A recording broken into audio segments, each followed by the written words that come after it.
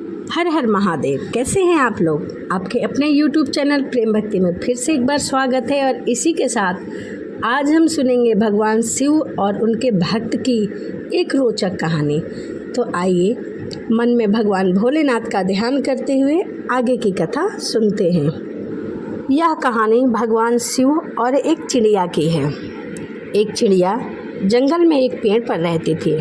जंगल बिल्कुल सूखा हुआ था, न घास थी और न पेड़ पर पत्ते थे, न फल था। जिस वृक्ष पर चिड़िया रहती थी वह सिर्फ सूखी टहनी थी, पत्ते भी नहीं थे।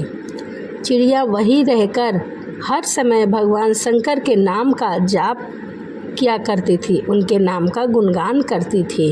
एक बार की बात है, नारद जी जंगल से होकर गुजर रहे थे। चिड़िया ने देख लिया, तुरंत आकर बोली, नारद जी आप कहाँ जा रहे हैं?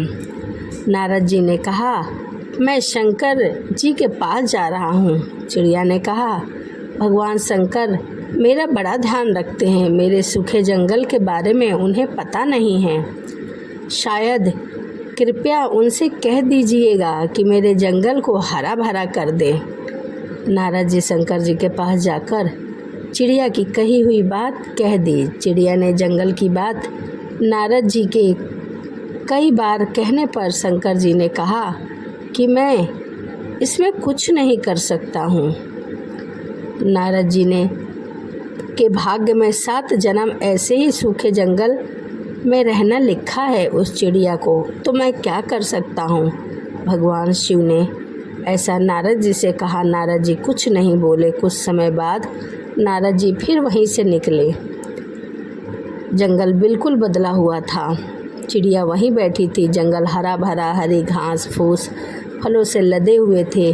चिड़िया का पेड़ फूलों और फलों से लदा हुआ था। चिड़िया अभी प्रेम में मग्न होकर पेड़ पर नाच रही थी।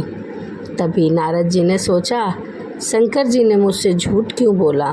उन्होंने तो बोला कि मैं कुछ नहीं कर सकता। उस चिड़िया के भाग्य में तो 7 जन्म तक वैसे ही लिखा है। नारद जी ने शंकर जी से जाकर पूछा, जंगल हरे भरे हो गए और चिड़िया के बारे में पूछा तो शंकर जी ने कहा कि मैंने चिड़िया को अभी कुछ नहीं दिया, फिर भी मेरा गुणगान करती रहती है।